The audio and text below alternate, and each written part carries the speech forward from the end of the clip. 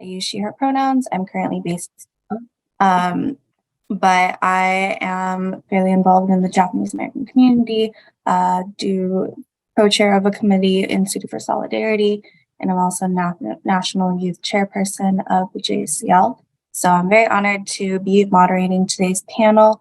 We have some amazing community leaders here, but I also want to acknowledge that today's event is in light of Day of Remembrance and the Executive Order 9066.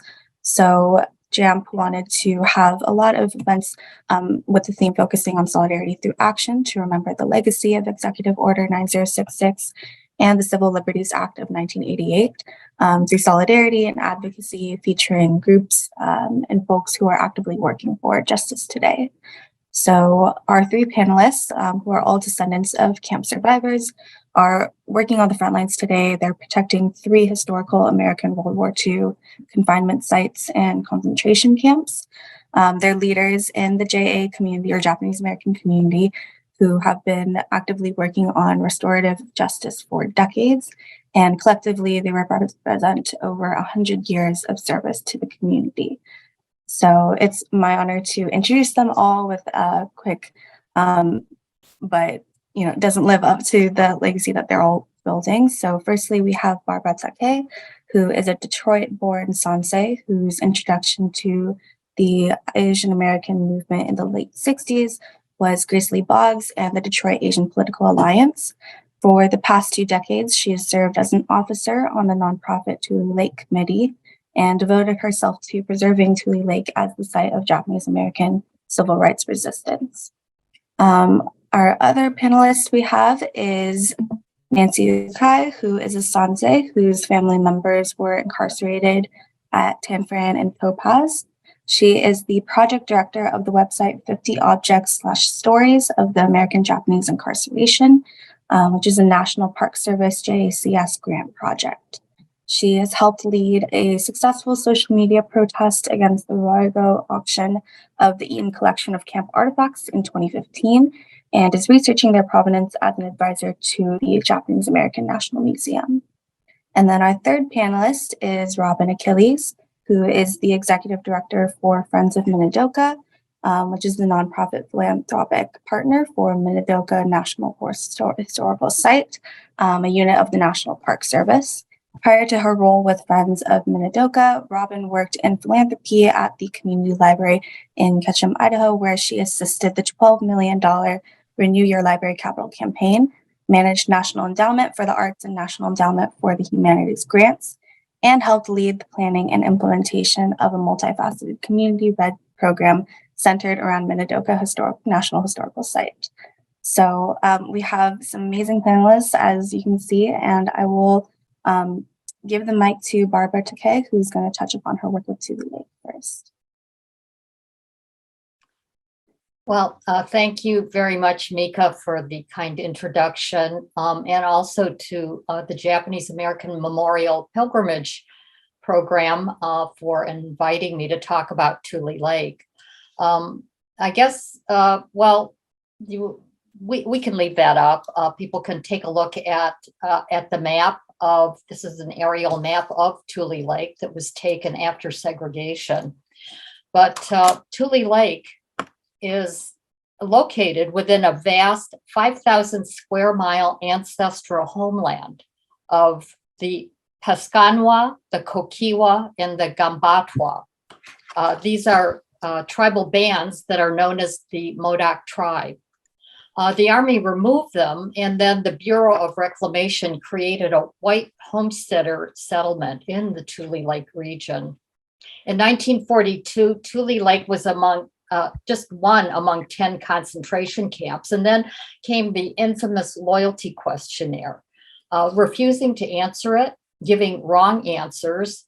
If you complained, if you made any demands, or if you qualified your response, this was considered disloyal.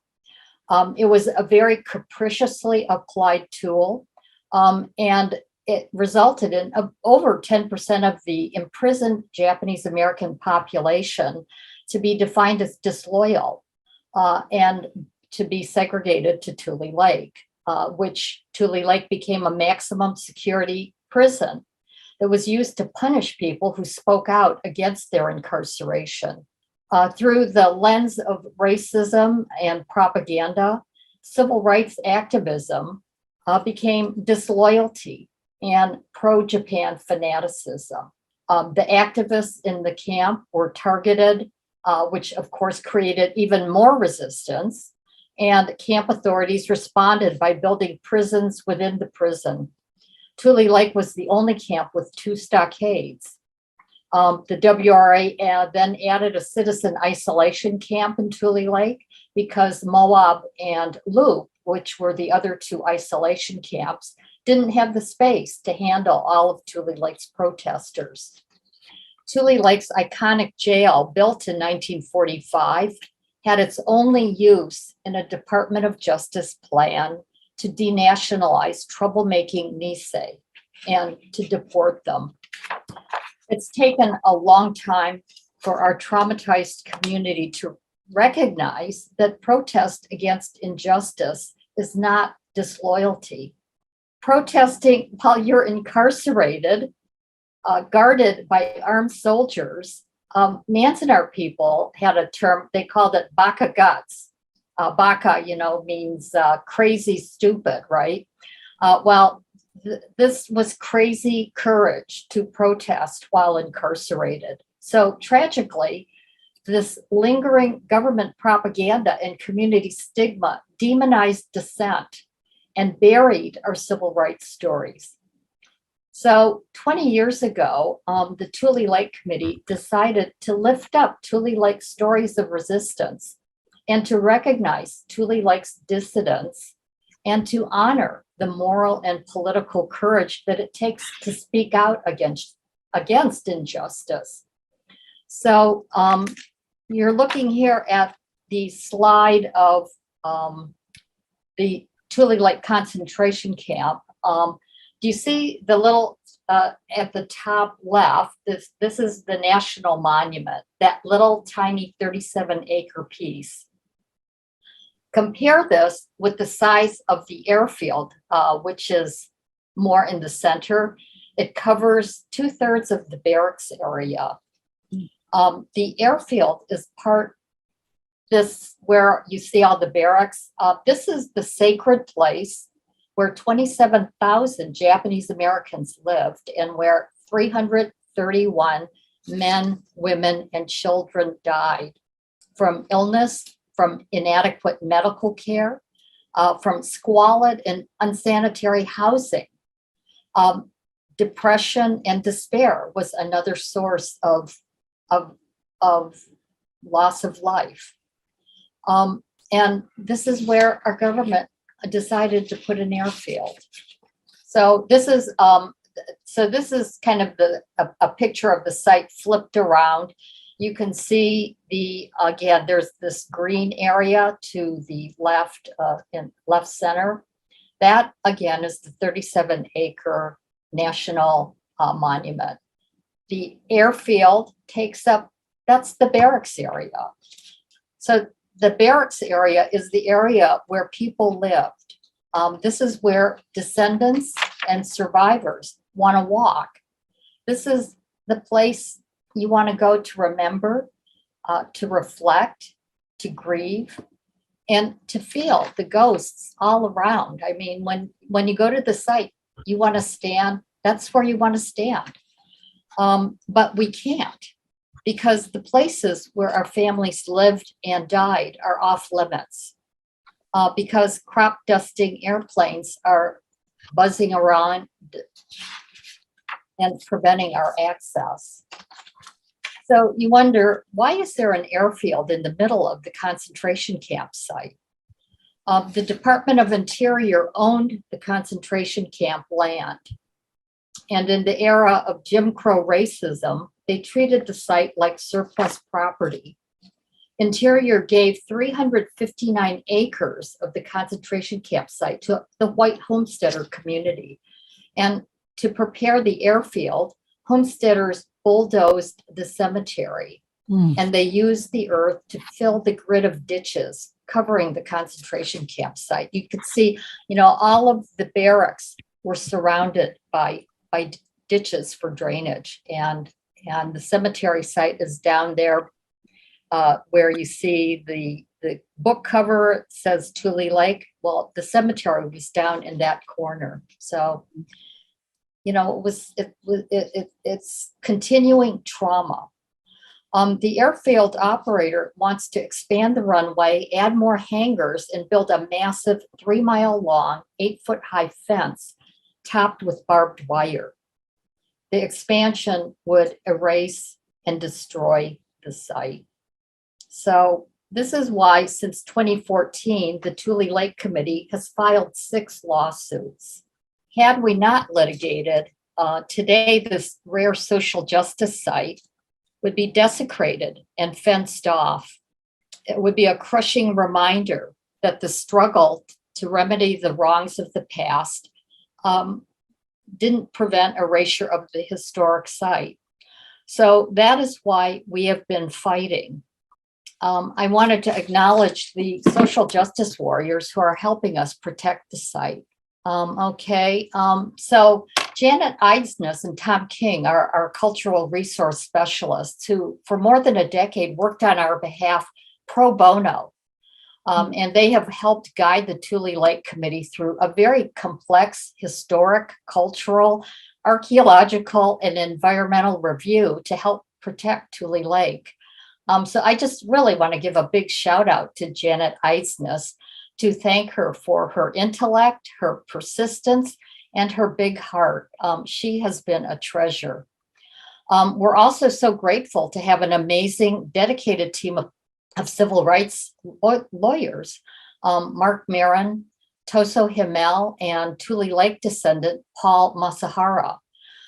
They have worked on our behalf for the past 4.5 years, also pro bono, to stop the town of Tule Lake from giving the Tule Lake airfield to a tribe whose leaders seem mainly guided by the spirit of capitalism. The tribe mocked our plea to protect the sacredness of the concentration camp site and promised to develop aviation at a place of pain and heartache for Japanese Americans. For activists who, so we rely on a lot of specialists, but for activists who can commit to a day, here's our call to action. On April 18, the Tule Lake Committee has a hearing in San Francisco in the Ninth Circuit Court of Appeal. The case is called Tule Lake Committee versus FAA.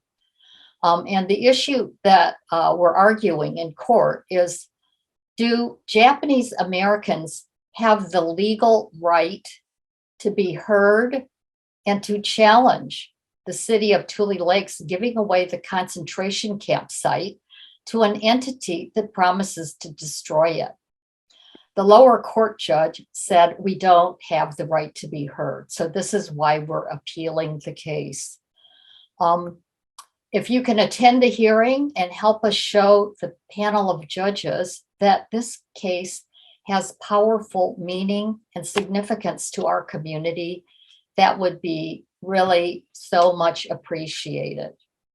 I think in the chat, can you put in we have some information on, you can check the court calendar and also put yourself on a mailing list to the Tule Lake Committee, Save Tule Lake at gmail.com to stay updated on the matter. And so I'm hoping I'm not running over my time, but in closing, I want to remind the FAA that last year, President Biden made a Day of Remembrance proclamation that promised to preserve and maintain Japanese American incarceration sites. So we ask the FAA to promote healing and to stop the desecration of the Tule Lake concentration camp. We want you to move the airfield because it is impossible to move a historic site. So thank you, and I'm concluding my presentation. Thank you so much, Barbara. And again, we'll have time for questions at the end of the panelist topics. So next, I'm going to hand it over to Nancy Ukai, who's going to touch upon what's happening at Topaz. Hello, everybody. Thank you so much for sharing part of your Saturday with us today. Part of what we're all doing in being here is being part of memorialization, that is creating memories and ensuring that what we do as community members, activists, advocates, is preserve the memory and make sure these buried civil rights stories that Barbara referred to come out and are preserved by us. So I'm going to talk today about the Wakasa Monument and the memorial site at Topaz, Utah. And the theme is Who Owns the Past? So I'm going to just give a brief summary of what happened at Topaz in 1943. It was a murder that was whitewashed and subsequently buried. So on April 11th, 1943, James Hatsuaki Wakasa, who was a Japanese immigrant, had lived in the United States for 40 years, was shot and killed by a guard at Topaz while he was walking his dog. The death within hours was whitewashed as an escape, even though Wakasa was shot through the heart, died facing the guard tower, his body parallel to the fence. He fell on his knees by the impact of the single bullet, and he died on his back, bleeding into the ground. His immigrant friends built an unauthorized monument near where he died. They asked permission and the authorities said no, but they built it anyway. After it went up, it had a short life, probably a week or 10 days. Ordered it to be destroyed, but unbeknownst to us now, the builders buried it. And you see this map right here. It was a very serious and detailed map that was created 20 hours after he died. It was created by his Issei friends. And you can see it was created April 12th, 1943, 3:30 p.m. Wakasa was killed at 7:30 p.m. And the circle shows the watchtower. The red circle, which I put in these colors, shows the blood spot. And the number in blue shows that it was 943 feet. That's 300 yards, 3 football fields distance away. So the shooter was a sharp shooter. Using this map in 2020, 2 archaeologists drove out to Topaz and found the top of the monument. And we don't have photographs of it, although at the time there were discussions within the military and the WRA about it. And the WRA person on the ground in Topaz said, I haven't seen it and I don't intend to, but word reaches me that it is quite an impressive affair. So this is in the records and it wasn't in the Topaz newspaper. People didn't really know about it. And so what a shock in 2020 when these 2 archaeologists found it. It was only 3 inches above the ground. An archaeological survey in 2001 didn't even record it because it was flush with the ground. And the Topaz Museum Board, which is a private nonprofit that owns the land, owns the land, and so they were the ones who needed to be informed about this. So right after the monument, the top of the monument was found, a committee was formed of archaeologists, National Park Service officials, 3 Topaz descendants, including me, Kimiko Mar, and Satsuki Ina, and the archaeologists recommend that the monument stay in the ground. However, in July of 2021, without warning, the board unearthed the monument. Japanese Americans weren't told, archaeologists weren't present. And the evening of July 27th, 2021, many of us on that committee got an email, and I received one along with Masako Takahashi, and it said, from Jane Beckwith, who is the president of the Topaz Museum Board, just a quick report from this morning. We lifted the monument. It was bigger than we thought, and 2 pieces fell off. These photos show the process. At the time, we weren't aware that the Utah State Historical Preservation Office sent a heritage official, not an archaeologist, to observe. That person took photographs, and thanks to the Wakasa Memorial Committee's advocacy, and particularly Barbara Takei's assistance, we were able to get access to these public photographs. You can see that the person who took it out has a forklift. He owns a backhoe company in Delta. And right there in the red circle, there's pieces of the concrete that was used probably to build the base of the monument. The hole to its right is where the monument had been buried for 78 years. You see a camera at the edge of the hole that was taking video, which the museum had made at the request of Topaz descendants, but it hasn't been released. This is the monument before it's being pulled through the barbed wire fence, which you can see directly here on the right. This construction worker doesn't know it, but that monument is sitting exactly, probably on the spot where Wakasa's body, where he died. It was very painful to see these pictures. It was very traumatizing. The monument was hauled to the back courtyard of the Topaz Museum, which is in Delta, 15 miles away. It sits still on a wooden construction pallet on a carpet sample and with a yellow rigging strap around it, which was used to haul it out of the ground. 1 year later, the members of the Wakasa Memorial Committee, which was formed weeks after the monument was unearthed by the museum, was formed by survivors, descendants, and Japanese American descendants of all the camps, because this monument is really a civil rights monument that belongs to everybody, not just Topaz descendants.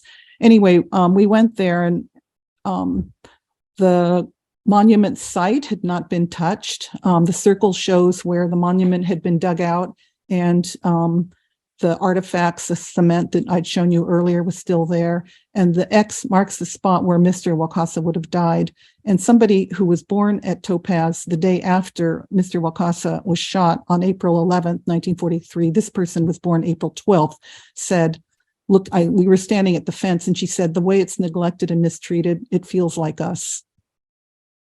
And what's happened is this event has just opened up the Pandora's box of trauma, memory, pain, grief, outrage. And one person said to me, over time, I find I'm increasingly emotional about what happened to our families. And in my case, the silence which surrounded, I'm feeling it in my body. As you know, there were 125,000 people incarcerated, and in these 10 major WRA camps, these 12 people are my relatives who were incarcerated at Topaz.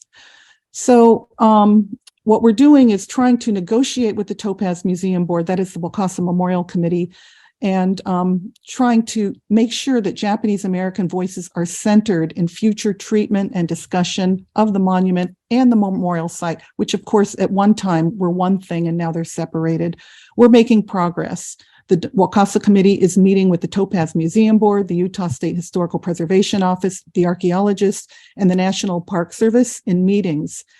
This started last fall. We've had around 8 or 9 meetings. These meetings are the result of WMC's, the Wakasa Committee's advocacy and demand that collaborative meetings take place about a national historic site. The Wakasa Committee and the Topaz Museum Board are co-hosting the 80th anniversary remembrance that will happen this year. So the killing took place in 1943, the murder, and 80 years later will be this April. So there's still big decisions that loom. There's still tension. There's still contentious discussions going on. But the big decisions will be in the future, this year probably, is archaeology at the desecrated memorial site. What kind of project might take place in terms of excavating the site, looking for mementos that were left behind? Because when you pull something out with a backhoe or with a forklift, you destroy the context, right? And then the monument itself was dragged for 90 minutes and, was damaged. And then the other big question is final disposition of the monument. Where should it permanently be located? So what the Wakasa Committee is advocating for is engage us. Let us be, the lead voice, in fact, in transparent and inclusive meetings, and let Japanese American centered voices narrate and interpret this history. So recently, we're trying to plan, as I said, the co-hosted ceremony for for April. And recently, the Topaz Museum Board sent us a message saying, we request that the word murder not be used in the title because it doesn't reflect the healing and consoling intent of these events, which raises the question of who's healing. We persisted, and murder is used now. So what the monument does is shows us, it talks about it celebrates the Issei, and it brings them up to the forefront because they are the least known about. Their stories have been the most muffled and submerged. This monument is representative, I think, of their voice, their anger, their grief, their outrage, their agency. And for the first time in history, in our history, we know where Wakasa was killed. And those little pin flags show where the monument was built. Between those pin flags and the fence is where Wakasa died. When the National Park Service went out to the site in December 2021, these the area was protected for an assessment, and it felt very validating that the 1943 crime scene and the 2021 heritage crime scene were now a matter of public record, something visual that we could see. So one of the outcomes of this is that we've been able to create allies, not just in the Japanese American community, but in other communities who also, like us, have experienced racial violence, blood spilled on this country's land, and are sharing our voices together so that we can build connections and advocate for each other. So I'm going to just end with this call to action. Japanese American Activism Matters, thank you for being here today. Please consider attending a memorial ceremony. There will be one in San Francisco on April 11th and another one in Salt Lake City and Delta on April 21st and 22nd. Please sign up for our newsletter. Follow us on social media at wakasamemorial.org. We have a petition asking the board to release the video of, it's 2 hours worth of the excavation. We have 1,354 names, would like to get to 1,500, and consider folding a flower for the ceremonies in San Francisco and Utah. It's on our website. In 1943, there were no fresh flowers, and so women folded hundreds, perhaps thousands of paper flowers for the funeral and made them into crosses. They were ceremonially burned afterwards. And what we are doing is continuing that remembrance action. Thank you. Thank you, Nancy. And again, the links and resources to the call to actions and the email list, if you'd like to learn more information, are going to be put in the chat. So be sure to visit those. Okay, I'm trying to stop share. Okay. No worries. Next, we're going to go to Robyn Achilles, who's going to discuss Minidoka. Great, thank you, Mika. As Mika mentioned, Friends of Minidoka is the philanthropic nonprofit partner for Minidoka National Historic Site. And our mission is to preserve, protect, and educate about the lessons and legacy of the unconstitutional forced removal and incarceration of Japanese Americans during World War II.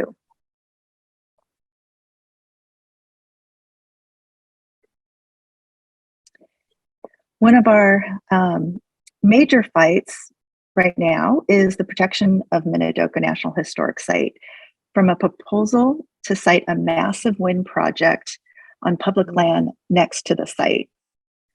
Friends of Minidoka absolutely supports renewable energy, but we also feel that these renewable energy projects must be sited in a responsible manner with an environmental and racial justice lens. Our community's survivors and descendants deserve the respect and acknowledgement of this unjust violation of civil liberties through the preservation of the somber site and its immersive experience. The proposed Lava Ridge Wind Project minimizes the trauma, loss, and humiliation suffered by Japanese Americans. Because the impact of this proposed project has on Minidoka, the National Trust for Historic Preservation named Minidoka National Historic Site as one of the 11 most endangered historic sites in America in 2022. This is the second time Minidoka has been named to this list. And this photo illustration, it got cut off a little bit, was created by the National Trust for us. When we learned about the proposed Lava Ridge Wind Project on public land in fall 2021, our local, regional, and national partners joined us, and they have been integral to our fight. So just to give you an idea of all of our partners and how it takes many to fight this, we deeply thank the National Park Conservation Association, the Coalition to Protect America's Parks, the National Trust for Historic Preservation, Basin and Range Watch, Sierra Club, Idaho Chapter, Japanese American Confinement Sites Consortium, Japanese American Citizens League National Office, and the many chapters nationwide, the Minidoka Pilgrimage Planning Committee, the Bainbridge Island Japanese American Community, the Bainbridge Island Japanese American Exclusion Memorial, our elected officials in Idaho, our local Idaho community members, experts in the field, consultants Dan Sakura and Algonquin consultants, and many, many other individuals and organizations. So LS Power is a private equity firm, and they submitted an application for a permit to the Bureau of Land Management to build the Lava Ridge Wind Project on federal land. This proposed plan of development would include 400 wind towers. 340 would be visible from Minidoka's new visitor center. And over a dozen towers would be located on Minidoka's historic footprint, and several within 2 miles of the visitor center. The proposal will create a visual wall of towers and spinning blades that would dominate 114 degrees of the park's 360-degree view shed. And it covers over 76,000 square miles. Square miles. In this next slide, you can see how tall these turbines will be. They'll be 740 feet tall, which is taller than the Space Needle or the Washington Monument. And then the left-hand corner, you can see the size of the replica guard tower at the site. Currently, these wind turbines are twice the size of any current turbines and have not yet been manufactured in this country or anywhere. This map shows how massive the proposed plan of development is. And I'm sorry, I said miles. It actually is 73 to 77,000 acres of flat BLM land. So the gray area in this map, that is private land.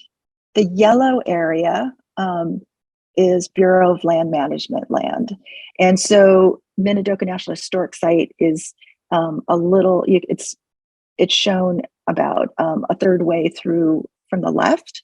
I have another map that'll show it more clearly, but the hatched lines show you where the corridors where the turbines will be located. And also show you the red. So here's another map of the same thing. The hatched area here shows the historic footprint of Minidoka National Historic Site. And the red dot, the red star, is where the current park is located. And this also, does not show the overhead transmission lines and the roads that will have to be built in addition to these wind turbines. And this project will be one of the largest land wind projects in the US. So where are we in the process? There are actually 2 processes going on concurrently to evaluate the project and to receive public input. There's a process called Section 106 through the National Historic Preservation Act, and there's another process through the National Environmental Policy Act. And we are engaged in both processes. But with NEPA, the Bureau of Land Management has released a draft environmental impact statement report, which is their analysis of the project and provides alternatives. So we, the public and stakeholders, have until April 20th to comment.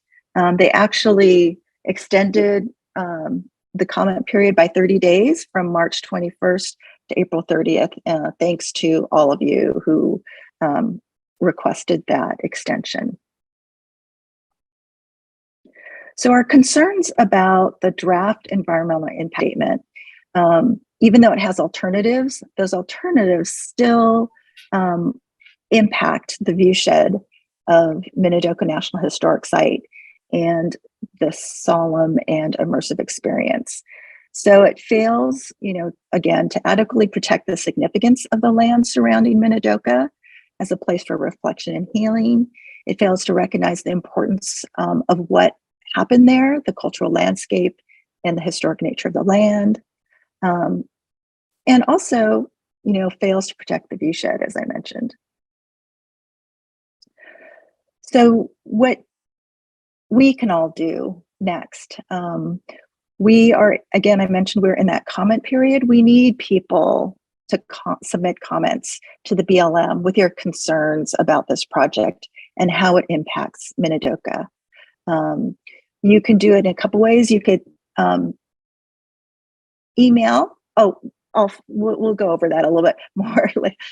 We ask you to submit your comments. It's also really important for you to submit your comments with your U.S. senators and representatives because you could and tell them about your concerns about this project. So some suggestions for comments is in order to make the BLM understand how this project impacts our community and our experience at Minidoka. These are some suggestions for how, some suggestions for guiding your comments. How you experience Minidoka today, how the proposed lava wind project will impact you visually and emotionally, how it diminishes your experience. If there's something that you think they omitted in their analysis, and it's really important not to just simply say that you're against the project. We really need to make them understand the importance, the historical and emotional importance of the site. So how to submit comments? You can do it in 3 ways. You can do it online, either going to their website. You could do it by email, or you can do it by submitting your comments by mail or going into an office. The other way, which I forgot to mention in the slide, is that there are open houses on the West Coast in Portland and Seattle on March 1st and 2nd. There will be a court reporter at those BLM open houses, and people can sit down with a court reporter and give their comments orally, and that will officially become part of the record. So for any other information, we have all of the links and resources on our website at minidoka.org. If you click on Projects Lava Ridge, everything that I mentioned here, as well as additional information, can be found there. Thank you so much, Robyn. And so this concludes the panelists' presentations. So we're going to move into more of a Q&A section. So if you have any questions, feel free to raise your hand and unmute, or if you'd like to put them into the chat as well. But while those kind of roll in, or maybe if I'm missing anybody, Monica, feel free to call them out. But I just kind of wanted to pose a question to all of the panelists, given that, you all focused on, I guess, how the communities of these sites, which are led by, survivors or descendants of incarceration, and also just longtime civil rights activists, they're essentially at the forefront of defending them from these threats. And so although each of these sites right now have their unique challenges that they're facing, there are common elements to be reckoned with. So in your perspectives, I guess a question I'd like to pose is, what does sustainable action and advocacy in preserving these historical sites look like? How do we move from being, per se, reactive to proactive, and who is needed to be at the forefront of continuing your action? I think I'll go ahead and take a quick stab at that. One of the things that we found is we created the site, which was a huge achievement.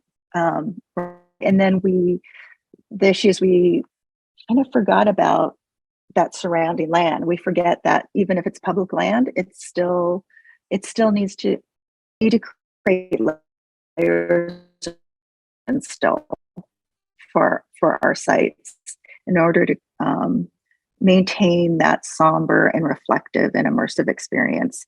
And so I think being able to look at other ways to create those protections. So we just submitted, it's called a traditional cultural property report to our state historic preservation office for that public land, which is unusual. Minidoka National Historic Site is considered is on the National Registry for Historic Places, but we also submitted this TCP to place the rest of that public land in the viewshed on the National Registry for Historic Places. So that's one example of a layer of protection. The other thing is we just submitted to the BLM. It's called an ACEC, an Area of Critical and Environmental Concern, which nomination, which requires the BLM to manage the land in a way that protects this viewshed. So those are just some examples of things that we've had to do. And I think, we need to think collectively as confinement sites about how we do that for all the sites. Let me just jump in and also add to Robyn's comments that preservation of sites, historic sites, takes a great deal of persistence, takes tenacity, and it's and as Robyn and the folks at Minidoka are also finding is that it takes there is a lot of like administrative, and there is just a lot of new information to master, and that is just part of preserving a site. So it's really important to get into those details, because in many cases we're fighting government bureaucracies, and they have their laws and their processes, and finding people who understand these processes and know the tools that can be used is it's very important. Robyn also mentioned the traditional cultural properties designation, which is something that has been used to designate Native American sites.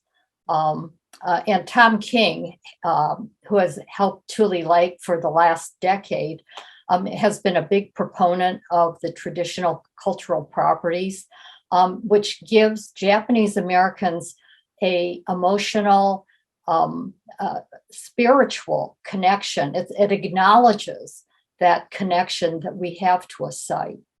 So these are just really useful tools when you're dealing with government entities, and again, it takes gritty determination and commitment to preserve sites. People who work with national park sites say that it takes decades and, in fact, generations to preserve a site. So it's a big commitment. If I can just add to Robyn and Barbara's comments, what's interesting about this group that JAMP has brought together today is 2 are national park sites, right? And Topaz is privately owned by a nonprofit. And so we're all facing different degrees of risk, endangerment of the history of our sites. And you would think, oh, it's a National Park Service site, they're in good hands. In our case at Topaz Museum Board, we are actually finding that the state and the federal entities, as well as the nonprofit National Trust, have become allies for us. National Trust has helped us understand preservation law, what kinds of rights we have as survivors and descendants. And the Utah State Historical Preservation Office, by holding these meetings with the National Park Service, has created a space where the museum board, the Wakasa Committee, and then officials can come together and talk. And so I think for the people here, just thank you so much for being here. And everybody's got a lot of information flowing into them from, the news, social media, demands on our time. But maybe we can even Jamp have a follow-up in 6 months or something, so people can stay apprised of what's going on. And like, for example, I'm just thinking of Manzanar, which has this incredible obelisk. It has a monument built at the same time as the Wakasa Monument. That has become the heart of pilgrimages. It's a symbolic symbol of Manzanar. It's where people go and they lay flowers and go and cry. And that's where all the camp procession ends at the annual pilgrimage. And Topaz has no cemetery. Land was set aside, but nobody was ever buried there. It has no monument. Our monument was buried and now it's been desecrated. And there's no list of the dead in the museum. And so that's kind of an erasure of death. And that's something that we also are advocating for at the Wakasa Committee. And hopefully all of us here can think about how is the violence, the death, and the endangerment of our camps something that we can learn more about and become engaged. Yeah, thank you. I see there's a lot of questions in the chat, so maybe we can start with Tony's question on, are there government agencies that could help the Tule Lake site, similar to what Minidoka is doing? For example, would the national parks be able to help Tule Lake? So the main agency that could help us is the FAA and the Department of Transportation, to recognize that this is a nationally significant site. So this is, again, part of the reason why we are in court, to get these agencies to recognize their legal responsibilities. It is a continuing process. So hopefully the White House will step in here and make a few phone calls. That would help a lot. Angie Fall also asked a question, is there anyone sponsoring national legislation that would protect all sites that are not on tribal lands? Not that I know of. Maybe Robyn, you've been dealing with a lot more agencies these days. No, there's no federal legislation that I'm aware of currently. Just to speak from the Idaho's perspective, one of the things that has made us so successful also has been the local support. We not only those national partners who helped us, but also our local community, our governor, our state senators, and our state representative have come out in support of Minidoka.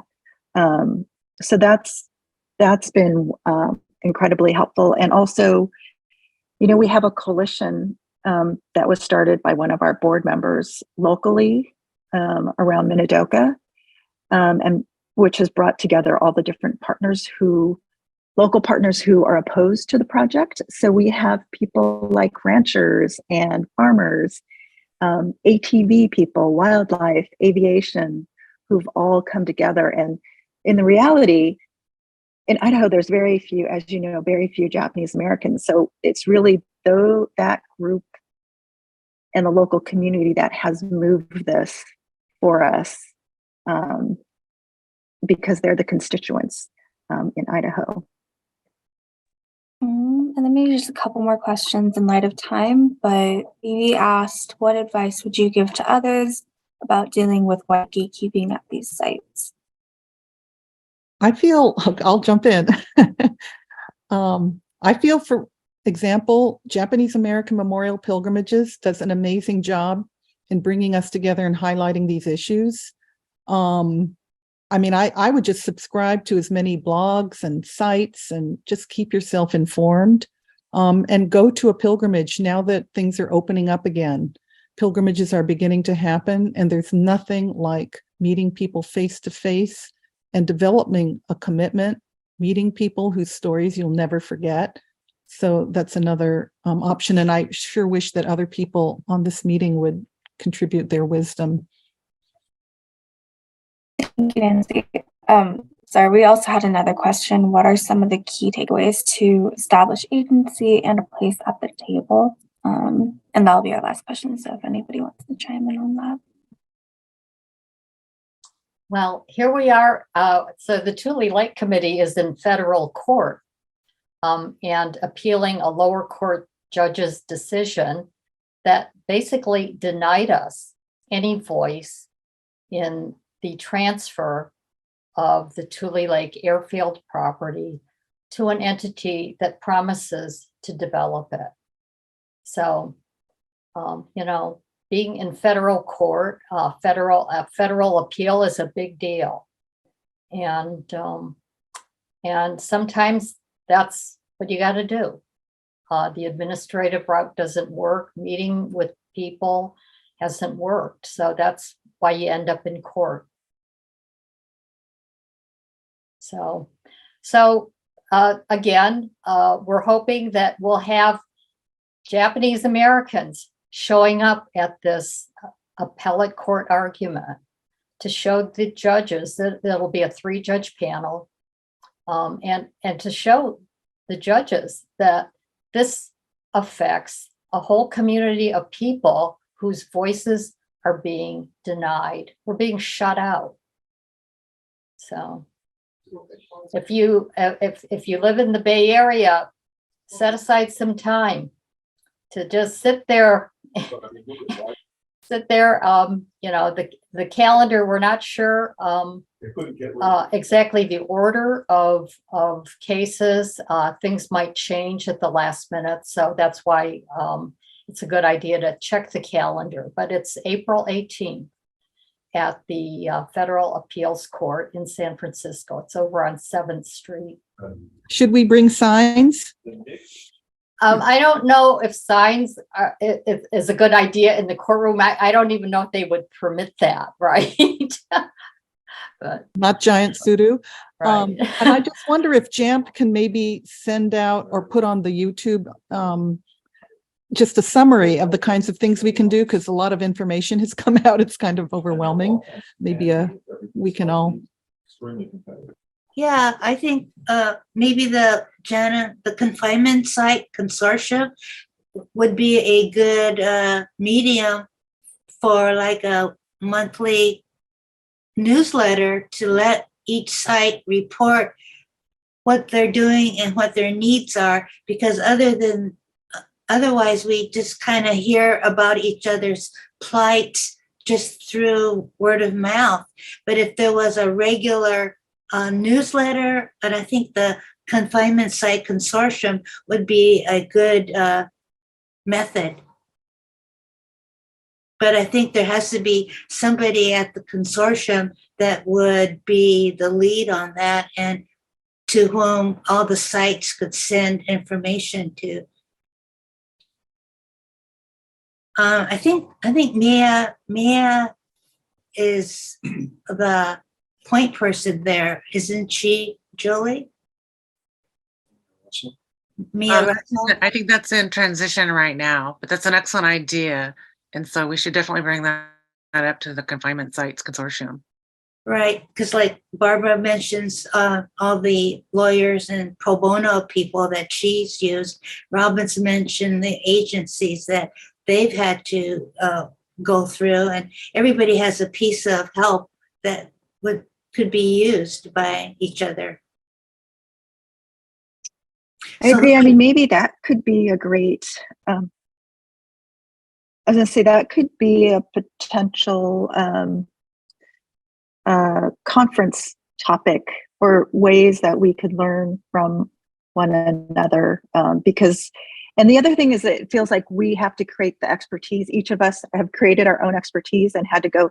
It feels like there should be like you said, Mary, a group or some people who can help go and help each of the sites who have that information rather than us trying to figure it out each on our own.